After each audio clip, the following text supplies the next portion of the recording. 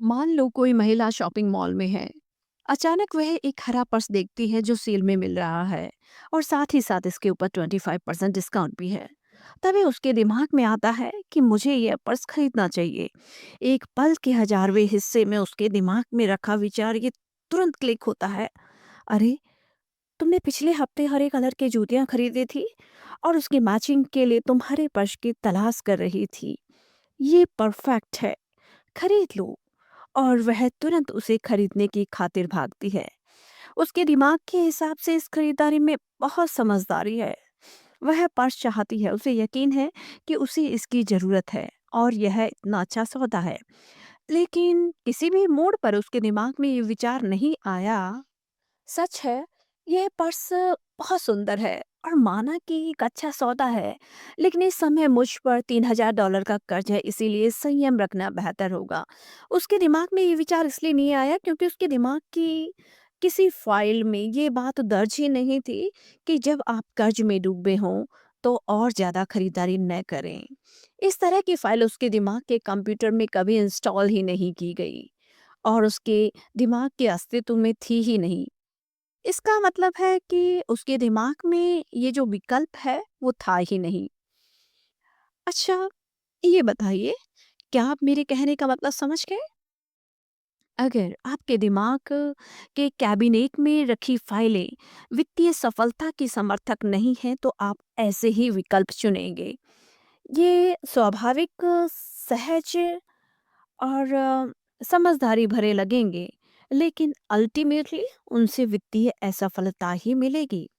इसके विपरीत, अगर आपके दिमाग की फाइलें वित्तीय सफलता की समर्थक हैं तो आप स्वाभाविक ढंग से और अपने आप ऐसे डिसीजन लेते हैं जिनसे सक्सेस मिलती जाती है। जब बात पैसे की आती है तो क्या ये अच्छा नहीं होगा कि आप सहज रूप से अमीर लोगों की तरह सोच सकें?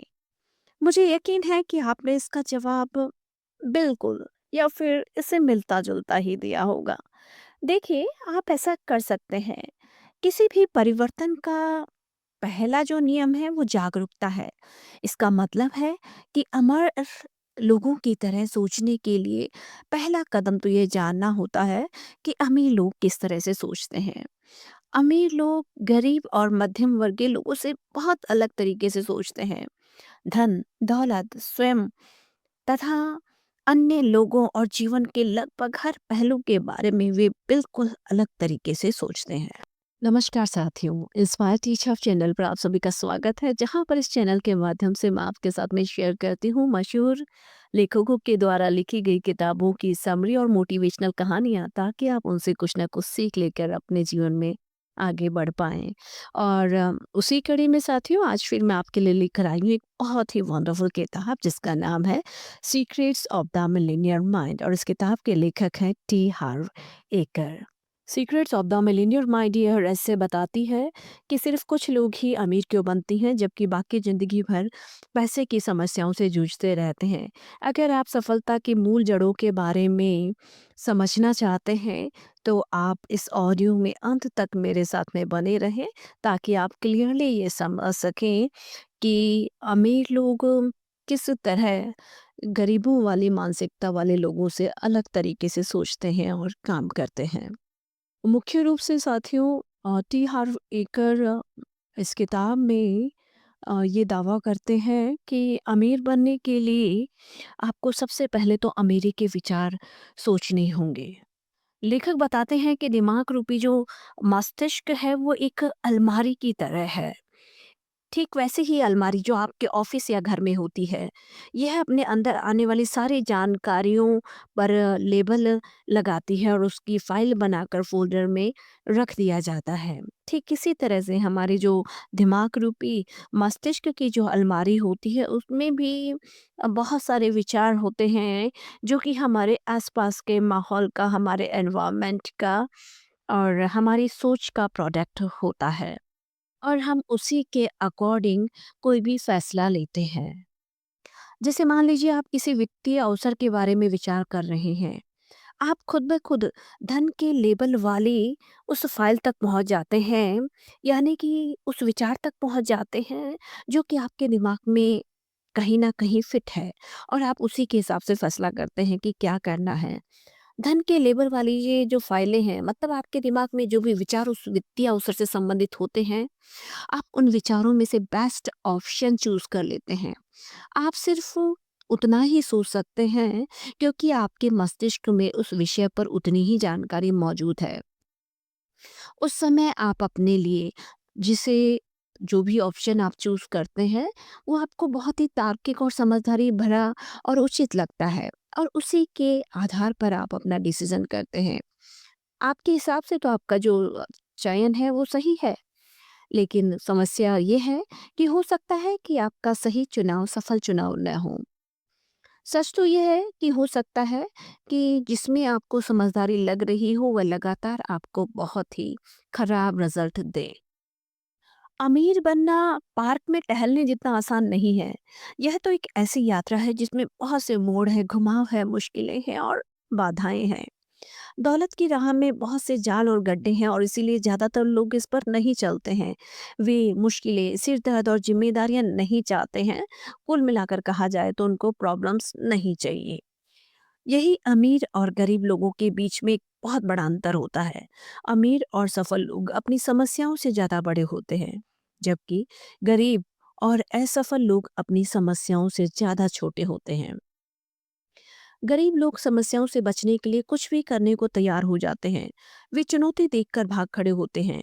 लेकिन विडंबना यह है कि समस्याओं से बचने की अपनी कोशिश में वे सबसे बड़ी समस्या को आमंत्रित कर लेते हैं। वे कंगाल और दुखी हैं।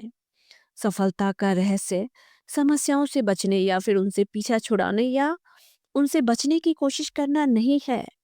रहस्य तो खुद को इतना बड़ा बनाना है कि आप किसी भी समस्या से ज्यादा बड़े बन जाएं। ध्यान दें कि चाहे आप अमीर हो या गरीब, बड़ा खेल रहे हो या छोटा, जीवन में समस्याएं रहती हैं। अगर आप सांस ले रहे हैं तो आपके जीवन में हमेशा तथाकथित समस्याएं और बाधाएं मौजूद रहेंगी। मैं इस बात को संक्षेप में अच्छी तरह से कहना चाहती हूँ कि समस्या का आकार कभी असली मुद्दा नहीं होता है। असली मुद्दा तो आपका आकार होता है। यह पीड़ादायक हो सकता है, लेकिन अगर आप सफलता के अगले स्तर पर बढ़ने के लिए तैयार हैं तो आपको इस बारे में जागरूक बनना होगा कि आपके जीवन में सचमुच क्या हो रहा है। तो क्या आप तैयार हैं?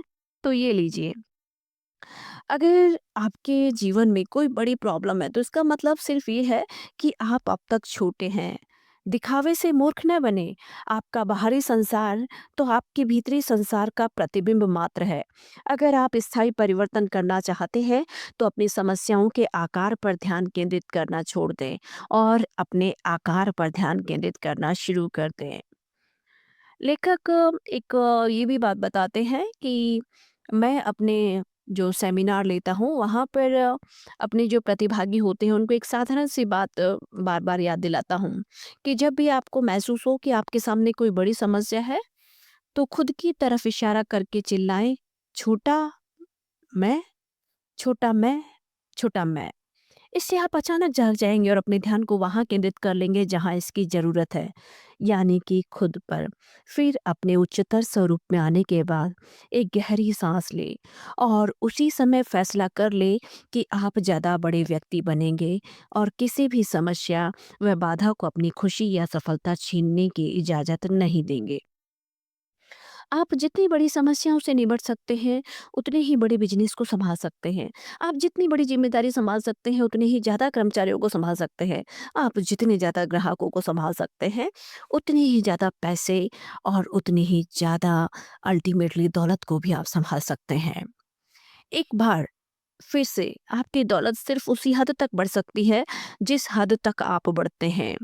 उद्देश्य खुद का विकास करके उस जगह तक पहुंचना है जहां आप दौलत बनाने और उसे बनाए रखने की राह में आने वाली किसी भी समस्या से पार पा सकते हों। खुद को दौलत के बर्तन के रूप में देखें। अगर आपका बर्तन छोटा है और पैसा ज्यादा है तो क्या होगा? आप पैसे को गवा देंगे। अतिरिक्त पैसा आपके बर्तन में से छलकने लगेगा और यहाँ वहाँ बह जाएगा। आप बर्तन से ज़्यादा पैसे पा ही नहीं सकते। इसीलिए आपको बड़ा बर्तन बनना होगा ताकि आप न सिर्फ दौलत को बनाए रख सके बल्कि ज़्यादा दौलत को आकर्षित भी कर सके। ब्रह्मांड निर्वात या जो खाली जगह होती है उसको पसंद नहीं करता है। अगर आपके पास पैसे रखने के लिए बहुत बड़ा बर्तन होगा तो यह उस खाली जगह को भर देगा। अमीर लोग अपनी समस्याओं से ज़्यादा बड़े होते हैं। इसकी एक जो बात है कि वे समस्या पर नहीं बल्कि अपने लक्ष्य के ऊपर अपना ध्यान केंद्रित करते हैं। क्योंकि मस्तिष्क जो होता है आमतौर पर एक समय में सिर्फ एक ही प्रबल चीज पर ध्यान केंद्रित करता है।